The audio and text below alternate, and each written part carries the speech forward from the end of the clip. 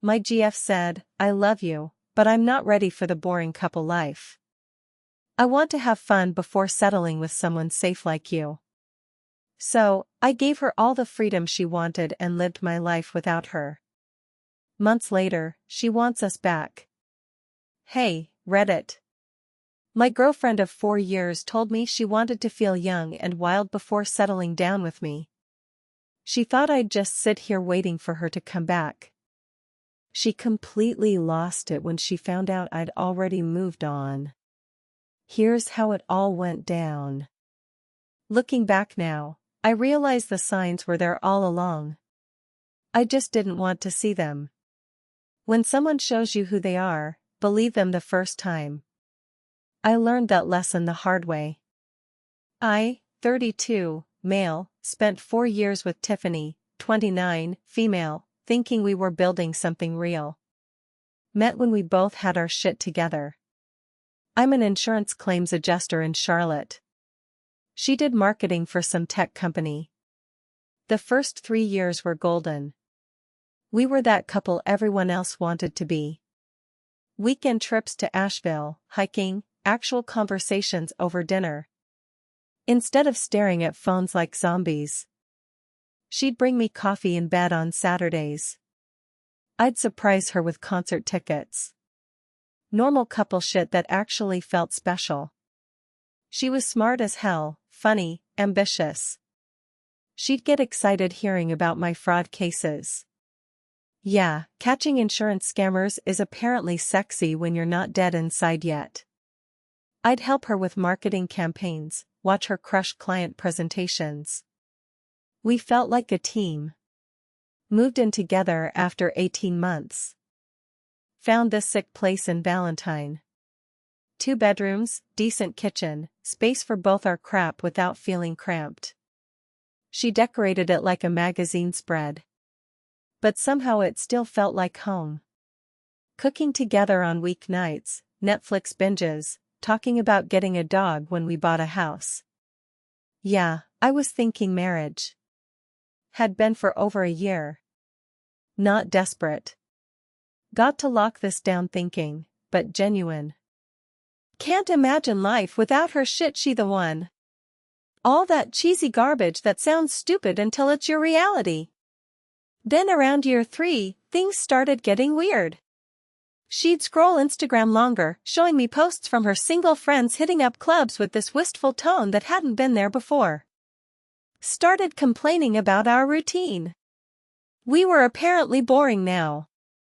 I'd suggest alternatives like dancing lessons, rock climbing, weekend trips to new places. Nothing fixed whatever was eating at her. 2 people started poisoning the well. First was her sister Ruth.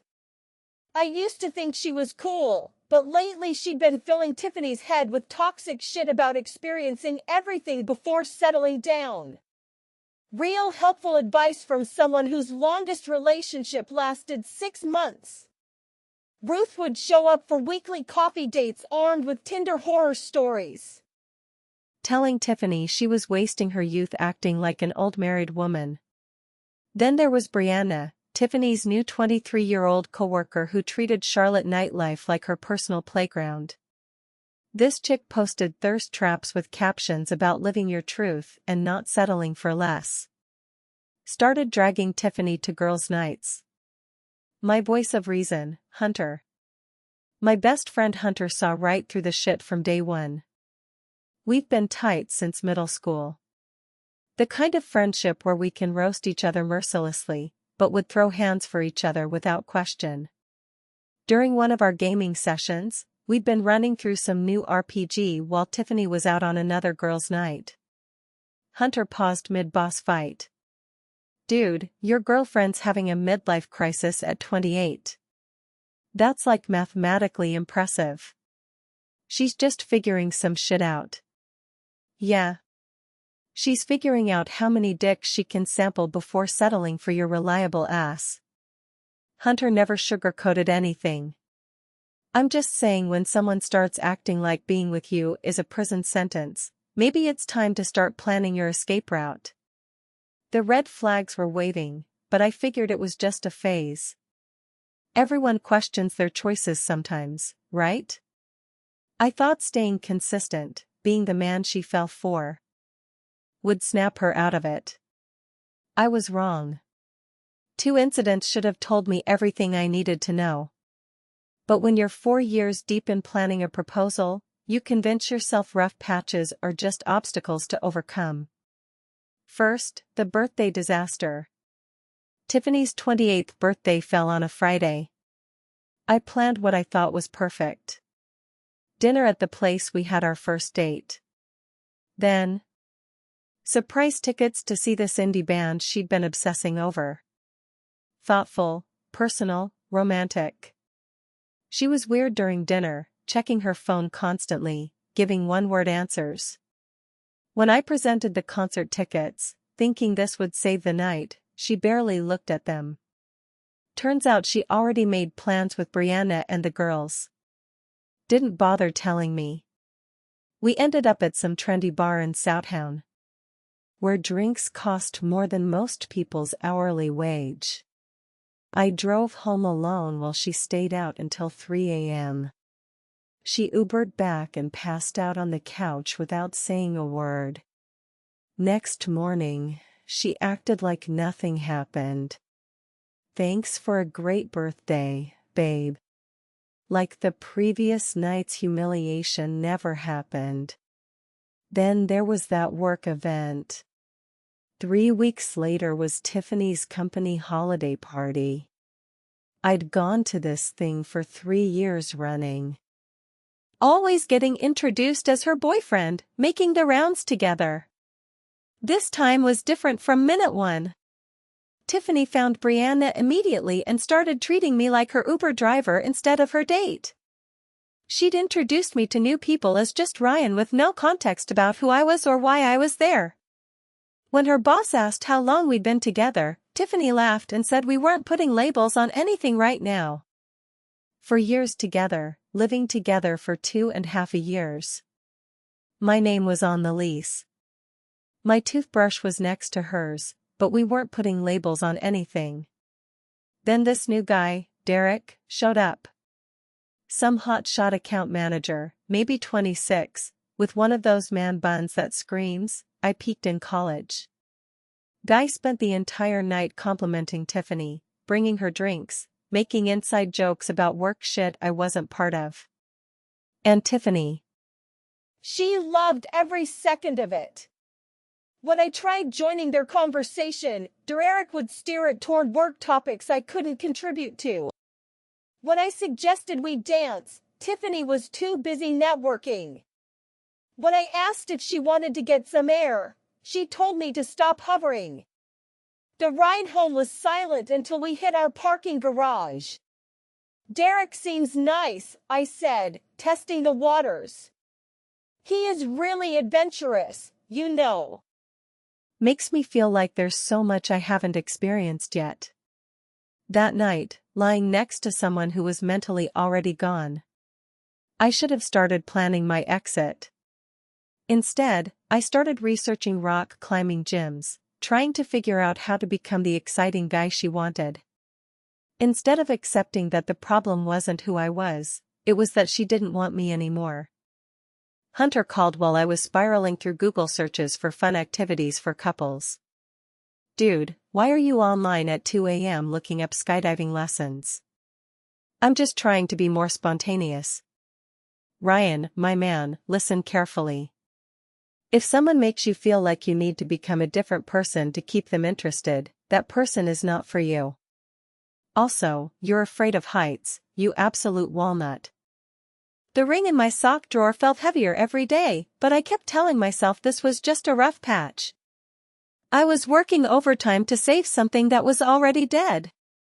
The conversation that ended everything happened on a Tuesday night in March. I just finished reviewing a complex fraud case when Tiffany sat down with that look.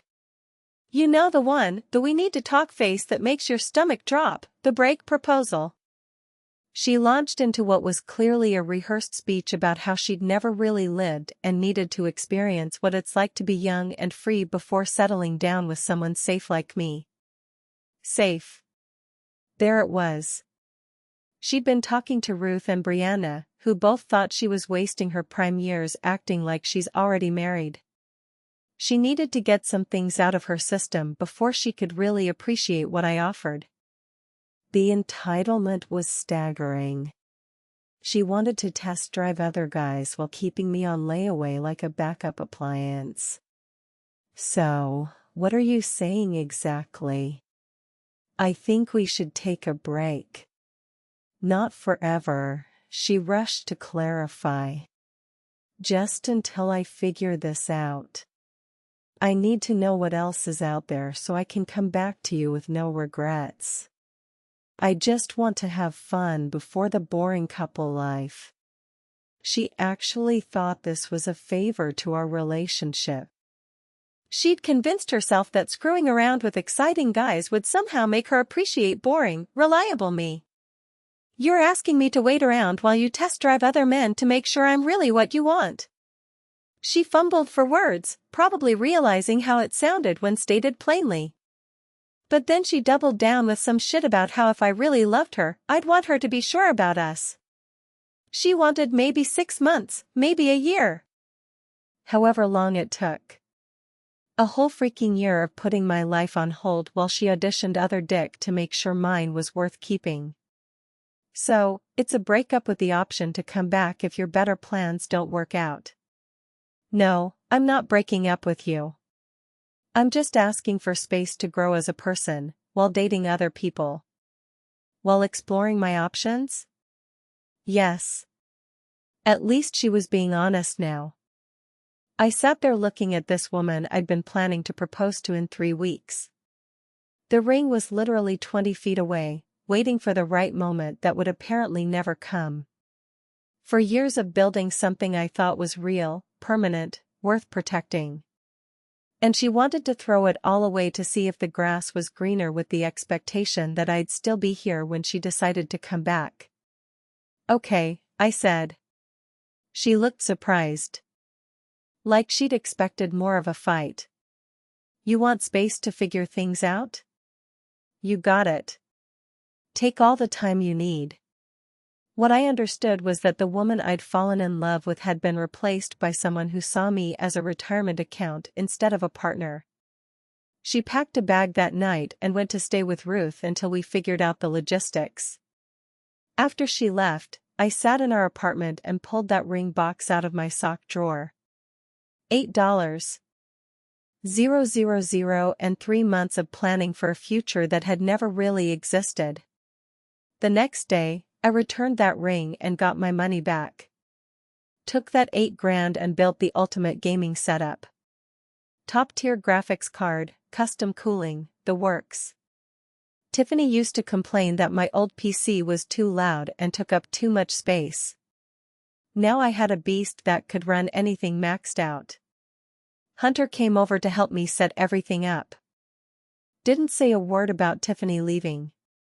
Just showed up with drinks and cable management tools. Holy shit, dude. This thing could probably run NASA simulations. He was installing my new graphics card with the precision of a surgeon. What's the cooling setup? Custom loop, dual radiators. Things going to be silent as a library, silent as your love life is about to be. He paused his work to look at me seriously. Which for the record is probably a good thing. Now we can finally get back to completing that co-op campaign without someone complaining about us ignoring her. I also got a dog. Always wanted one, but Tiffany was allergic. She wasn't. She just didn't want the responsibility. Found this German Shepherd mix at a rescue. 2 years old, already house-trained. Named him Ziggy. Having a dog changed everything. Forced me to get up early for walks. Gave me a reason to explore new trails, and turned out to be the best wingman ever. For the first time in months, I felt something I hadn't felt in ages. Relief. The morning after Tiffany left, I sat drinking coffee and thinking clearly. For the first time in months, no more walking on eggshells. No more trying to be exciting enough to hold her attention. No more managing someone else's quarter-life crisis. Within a week, I joined a boxing gym in Southtown. A real gym where guys went to hit shit and get strong. The kind of place that smelled like sweat and leather. The owner, Mike, was this 50-year-old ex-Marine who'd done 2 tours in Afghanistan. No shit philosophy. Show up, work hard, get better, or get out. He introduced me to his crew. Tommy the firefighter, Marcus the software engineer, Big Jim the construction foreman. These weren't guys sitting around talking about feelings. They showed up, worked hard, pushed each other to get better. I started going every day after work. The physical exhaustion was exactly what I needed. Something to focus on besides Tiffany's betrayal. I also hit the regular gym hard.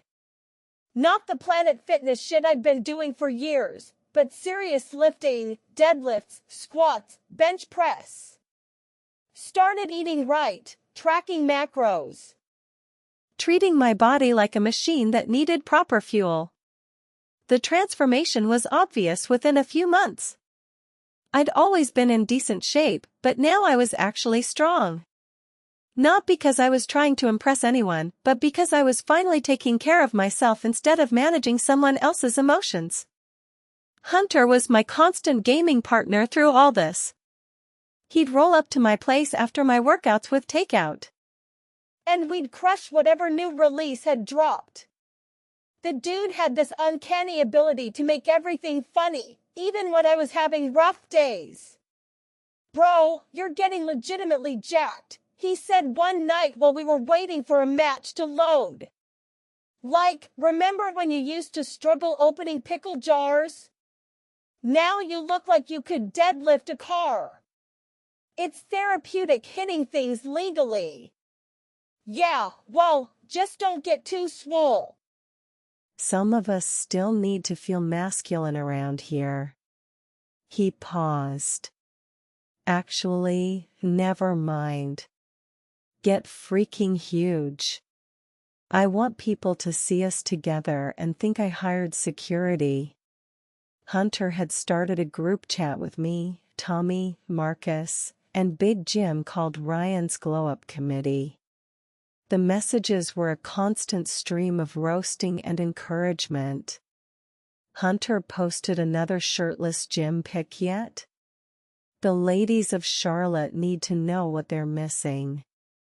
Tommy. Dude's going to need a bigger doorway soon. Marcus, still think you should start an OnlyFans. Insurance adjusters gone wild. Big Jim, y'all are idiots, but Ryan's definitely winning this breakup. The contrast was insane. 6 months ago I was begging someone to appreciate me. Now I had a whole crew pushing me to be better. That's when I realized what real support actually looked like. Meanwhile, Tiffany was documenting her self-discovery journey on Instagram. Posts from clubs in Noda, always with Brianna and Derek from her office, who'd apparently become her tour guide to the exciting single life. Her posts had this desperate quality, like she was trying to convince herself as much as her followers that she was living her best life. But my social media was telling a completely different story. Instead of sad Ryan with takeout containers, my Instagram showed boxing training videos, gym selfies where I was clearly getting jacked, weekend hiking trips with the crew. According to Ruth, who started calling occasionally, probably fishing for information. Tiffany was confused about why I seemed so happy without her. She'd expected me to be devastated. 6 weeks in, Tiffany started reaching out. Casual texts at first, asking how I was doing. Mentioning shared memories, sending photos of places we'd been together. But I was genuinely busy. When she texted asking to grab coffee and catch up, I was getting ready for sparring. When she suggested watching our old favorite show together, I was meal prepping and planning my training schedule. When she called on a Tuesday night around 10 p.m., I was out with the boxing crew grabbing dinner after training. "You sound different," she said during one of our phone conversations. "Are you seeing someone?" "I'm just living my life, Tiffany." The simplicity of that statement seemed to completely derail her. She'd expected me to be in suspended animation, waiting for her to finish sampling the buffet and come back to her safe choice. 3 months into Tiffany's journey, the cracks were showing, not just in her forced Instagram posts, but in the panicked calls Ruth started making. Derek lasted 3 weeks before showing his true colors. Guy was 26, lived with roommates in a shitty university area apartment, and his idea of adventure was getting high and playing Xbox until 3 a.m. on work nights. When Tiffany suggested doing something that didn't involve dive bars or his gaming setup, Derek told her she was killing the vibe. He started flirting with other women right in front of her, claiming he wasn't ready for anything exclusive despite pursuing her hard. He ghosted her for a week, then showed up to a company happy hour with some 22-year-old intern. Tiffany had to watch him make out with his replacement while her coworkers pretended not to notice. After Derek came Brad, the personal trainer who looked great on paper, but turned out to be a walking red flag factory. He was obsessed with his body to the point where he'd cancel dates for extra gym sessions. He'd critique Tiffany's food choices, suggest she tighten up her routine, and expected her to split everything while making twice her salary. He started openly flirting with other women at their gym. When Tiffany confronted him, he accused her of being insecure and clingy and said he needed space to focus on his fitness goals. Translation: he'd found someone hotter. Then there was Troy, the creative soul she met at some art gallery opening. He borrowed $60 on their second date to pay for drinks, then spent the night mansplaining why traditional relationships were societal constructs. Troy lasted a month before Tiffany caught him hooking up with one of her friends. Each failure hit harder because Tiffany had burned bridges to chase these losers. She'd bragged to everyone about how much better life was without boring, predictable Ryan. Now she was getting played by guys who wouldn't have lasted a week in my world. Her friend group imploded spectacularly. Brianna, the mastermind behind Tiffany's liberation, turned out to be a snake who couldn't handle her friend getting male attention. When Tiffany started dating Troy, Brianna immediately started undermining it, claiming she'd heard things about his reputation. The truth came out when Tiffany walked in on Brianna hooking up with Troy at a house party. Brianna's explanation: "You said you weren't exclusive. I was just having fun." Tiffany's social circle took sides and most chose Brianna because she was younger, hotter, and brought more guys around. Tiffany found herself excluded from group chats, uninvited to parties. Basically ostracized from the scene she'd thrown away our relationship to join. Meanwhile, my life was getting better every week. Boxing had become addictive in the best way. I'd progressed from hitting bags to actual sparring. Mike had me working on technique, footwork, combinations. The confidence boost was incredible. But the real game changer was Haley. I met her at the regular gym where I was lifting. Veterinarian, 30. Recently moved from Raleigh. Smart, funny, sarcastic as hell, and genuinely hot. More importantly, she was impressed by my dedication to training. Haley had her own apartment, her own life, her own hobbies. Turned out she was a gamer, too.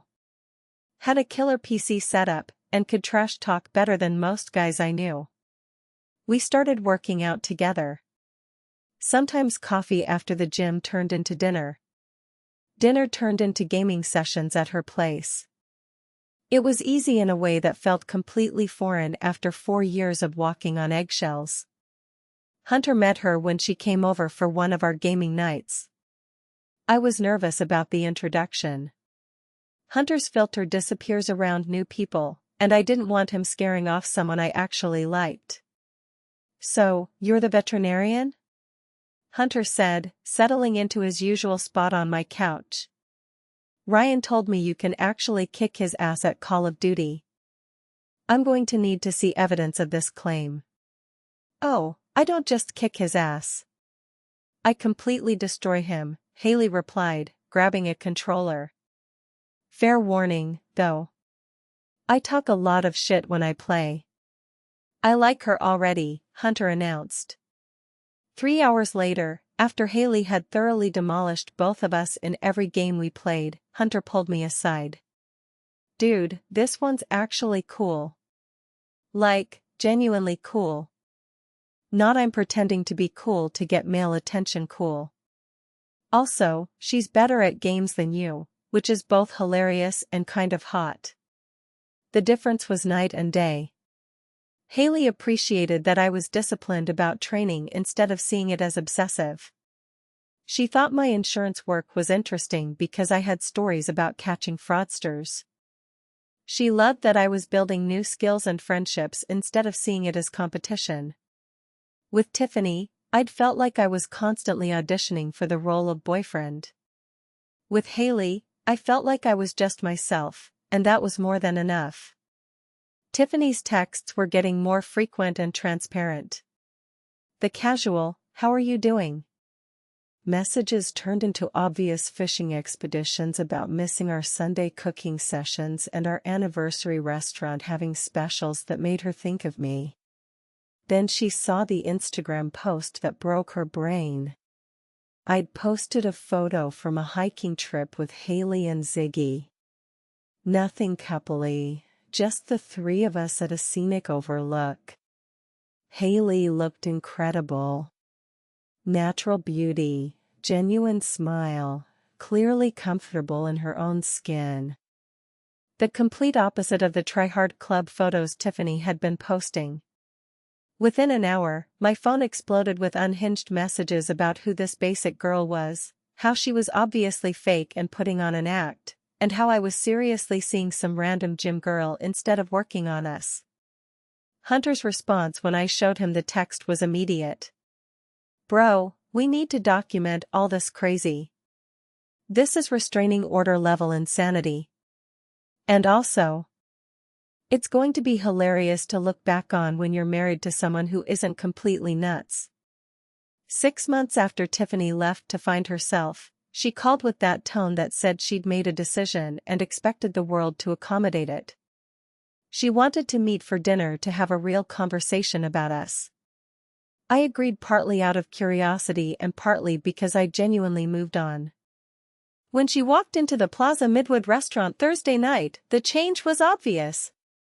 Same physical appearance, but her energy was completely different. The confident woman who'd left had been replaced by someone who looked tired, uncertain, maybe even desperate. We ordered and made small talk, but I could see her building up to something. Finally, she took a deep breath and launched into her rehearsed speech. Started saying how these past months had been eye-opening. She'd learned so much about herself and what really mattered. She was sorry for hurting me, but hoped I could understand she needed to explore those feelings instead of suppressing them. And resenting me later, still making it sound like cheating on me was actually a favor to our relationship. Everything she'd experienced out there just confirmed what she already knew deep down. I was her person, the one she wanted to build a life with. She was ready now to commit and talk about marriage and kids and buying a house. Like this was some kind of reward I'd been waiting my whole life to earn. She was presenting her decision to settle for me like it was a gift I should be grateful to receive. She'd gotten all that wild stuff out of her system and could now truly appreciate what I offered. She kept saying how grateful she was that I'd been patient and understood what she needed to do. You were right to wait for me, she said with a smile that probably would have worked 6 months ago. I know it was hard, but this is exactly why we're perfect together.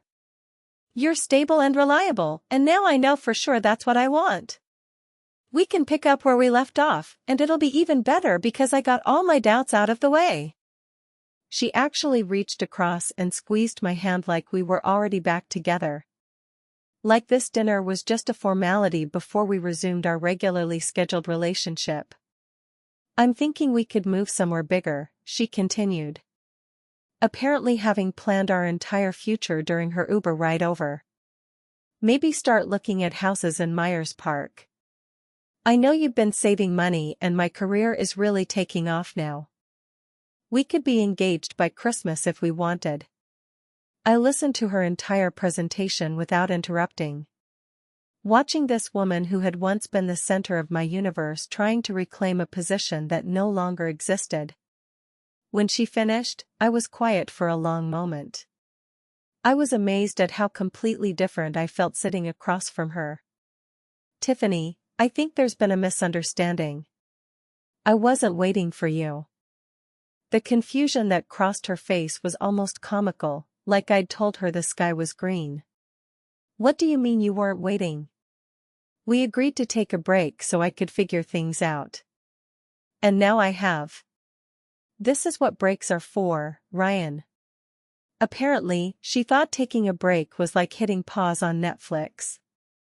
Everything would be exactly where she left it when she decided to resume. I'm seeing someone seriously now. Haley. She's a veterinarian and she chose me first. Not after exhausting other options. The change in her face was immediate and ugly. Her whole entitled confidence crumbled into something petty and vicious. Are you freaking kidding me? Her voice got loud enough that other diners started looking over. You're seriously throwing away 4 years for some random bitch you just met. Her name is Haley, and I don't give a shit what her name is. What does she even know about you? Does she know you hate mushrooms? Does she know you get weird about horror movies? Does she even make good money? Veterinarians don't make shit, Ryan. I looked it up. You're going to struggle financially with someone like that when you could have me. She chose me and I'm happy with her. It's over, Tiffany. But I chose you, Tiffany said, her voice getting shrill. I could have stayed with any of those other guys. But I chose to come back to you. The lies were pathetic. You didn't choose me. You chose to explore your options while keeping me as backup. That taught me the difference between being someone's safety net and being genuinely wanted. But we have history, she practically shouted, causing the couple at the next table to look over again. 4 years together. You can't just throw that away for some random bitch you barely know. The jealousy was eating her alive. She kept demanding details about Haley, where we met, how long we'd been dating, whether we were sleeping together, like she had some kind of right to audit my life. You know what this is? She said, leaning forward with this ugly sneer. This is you trying to hurt me. You're dating some rebound bitch to make me jealous. And honestly, it's working. But you're going to get bored of her in like 3 months. And then what? You'll have thrown away the best thing that ever happened to you for what? Some mediocre sex. I just stared at her. This was the woman I'd almost proposed to. I know you, Ryan, better than anyone. You think she's going to put up with your obsession with insurance fraud cases? You think she's going to love you the way I do? Her entitlement was breathtaking. She genuinely believed that 4 years of history gave her permanent claim to my future, regardless of how she'd treated me. This is exactly what Ruth said would happen. She continued, getting more frantic. She said you'd try to hurt me by dating someone else. But that eventually you'd realize what you gave up. Well, congratulations. It hurts. Are you happy now? I'm just trying to build a life with someone who actually wants me. I do want you. That's what this whole conversation is about. You want me now after you confirmed I was the best you could do. That's not God.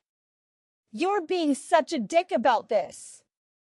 I came here to fix things between us and you're acting like I committed some crime by figuring out what I wanted. She actually believed she was the victim in this situation. Fine, she said, switching tactics again. If you want to be petty and date some rebound girl, whatever. But don't come crawling back to me when you realize what you're missing. Don't call me in a few months when you're bored of playing house with some basic bitch who doesn't challenge you. The delusion was clinical at this point. You're making the biggest mistake of your life, she said as she grabbed her purse. Other people actually appreciate what I bring to the table. She'd shown me exactly who she'd become. Someone who thought love was a negotiation where the other person's feelings were just obstacles to getting what she wanted. I texted Hunter on my way home. Nuclear meltdown complete. Shit actually thought I'd been sitting around waiting for her to finish test driving other dick. His response was immediate. Lau, please tell me you recorded this shit also coming over with victory drinks. This calls for celebration. The weeks after that dinner were like watching someone's mental state completely unravel. Tiffany's reaction went through all the classic stages, but then kept going into genuinely disturbing territory. First came the angry texts. I was throwing away something real for someone I barely knew. I was being petty and vindictive for not accepting her apology.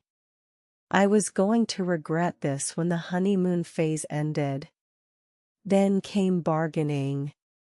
She'd do anything to prove how serious she was about us. She'd cut contact with Brianna and all the toxic influences. When that didn't work, she tried manipulation. Ruth was worried about how I'd isolated myself. My mom, who Tiffany definitely hadn't run into at Target, was asking about her. Tiffany herself was struggling with depression and might need professional help if I didn't give her closure. I responded to exactly none of it, which apparently drove her completely insane. Hunter was my constant voice of reason during this whole shit show. Dude, she's basically demanding you the 5 stages of grief in real time, he said while we were gaming one night. Also, I think she's stuck on stage 1. Anger's supposed to be temporary, not a freaking lifestyle choice. The messages escalated from pathetic to unhinged to genuinely creepy. She started showing up places she knew I'd be. The grocery store I always went to, the coffee shop near my apartment, even Mike's boxing gym, just coincidentally being there trying to force conversations. She'd text me screenshots of Haley's Instagram post with commentary about how fake Haley looked. She somehow found out Haley's work schedule and started leaving comments on the veterinary clinic's social media pages, asking pointed questions about staff professionalism and whether they properly screened their employees. Hunter caught wind. Bro, she's officially entered PsychoX territory. Time to start documenting everything. He pulled up his phone. Screenshot every crazy text. Save every weird comment she makes. This shit is 2 steps away from boiling a rabbit on someone's stove. The real psycho shit started when she created fake Instagram accounts to stalk both of us. She'd like old photos from years back, then unlike them. She'd watch all my stories within minutes of posting. She made fake accounts with random names and started following Haley, commenting on her post with passive-aggressive shit. Wow, your boyfriend is so lucky. I hope he knows how good he has it on a photo of Haley hiking. Some women just have that natural glow. No filters needed, unlike some people, lol. On a makeup-free selfie, Haley caught on immediately because she's not an idiot. Instead of being intimidated, she decided to have some fun with it. When one of Tiffany's fake accounts commented, "Your dog is so cute. Does your boyfriend help take care of him?" Haley replied, "Thanks. Yeah, my boyfriend is amazing with animals. Way better than my ex's ex, who was apparently allergic to responsibility. Tiffany's fake account started getting more aggressive. The back and forth was freaking brutal. Hailey was absolutely roasting Tiffany without even knowing her real name, just based on the obvious desperation behind these fake accounts. Every response was perfectly crafted to hit exactly where it would hurt most. The breaking point came when Tiffany started showing up at Hailey's work. She'd bring some random dog in for consultation and try to pump the staff for information about Hailey's schedule, her relationship status, whether she seemed stable or was just rebounding. Hailey's coworkers told her about the weird woman asking invasive questions. And Hailey immediately put two and two together. That's when she screenshotted everything and sent it to me. The fake account messages, the works talking, the social media harassment. It was all documented. We had been collecting evidence. Your ex is completely unhinged, Hailey said when she showed me everything. This isn't heartbreak. This is obsession. And honestly, it's starting to feel dangerous. She was right. When Tiffany started driving by Hailey's apartment building, Hailey caught her on the security cameras. We decided enough was enough. I filed for a restraining order. Hunter came with me to the courthouse for moral support and because he wanted to see justice served in real time. This is like Christmas morning, he said as we walked up the courthouse steps. Watching a crazy ex get legally bitch-slapped for being a stalker. Peak entertainment right here. The restraining order process was surprisingly straightforward when you have that much documented evidence. Screenshots of the fake accounts. Security footage of her stalking Hailey's apartment. Witness statements from Hailey's coworkers about the consultation visits. It painted a clear picture of escalating harassment. Tiffany showed up to the hearing looking like she'd crawled out of a dumpster. The obsession had clearly taken a toll. She tried to play victim, claiming she was just concerned about my mental health and that Hailey was manipulating me against old friends. The judge wasn't buying it. The restraining order was granted for 1 year with possible extension if needed. No contact, no social media interaction, no showing up at places she knew we'd be. Violation would result in immediate arrest. Tiffany looked like someone whose entire reality had collapsed. She'd gone from a confident woman exploring her options to restraining order recipient in less than a year. Hailey and I went out for dinner to celebrate that night because we could finally move forward without looking over our shoulders. 3 months after the restraining order, Ruth called to tell me Tiffany had moved back to her hometown in South Carolina. Apparently, the social isolation, job stress from her workplace harassment incidents, and legal costs had become too much to handle in Charlotte. She seems to be getting help, Ruth said. I think she finally realized how badly she messed up. Good for her, I said, and meant it. 6 months later, Hailey and I moved in together. She brought her books and plants and coffee addiction. I brought my training gear and my understanding that love shouldn't feel like work. Hunter helped us move, naturally turning the whole process into a roast session about my organizational skills and Hailey's book collection. Jesus Christ, Hailey! How many books about veterinary?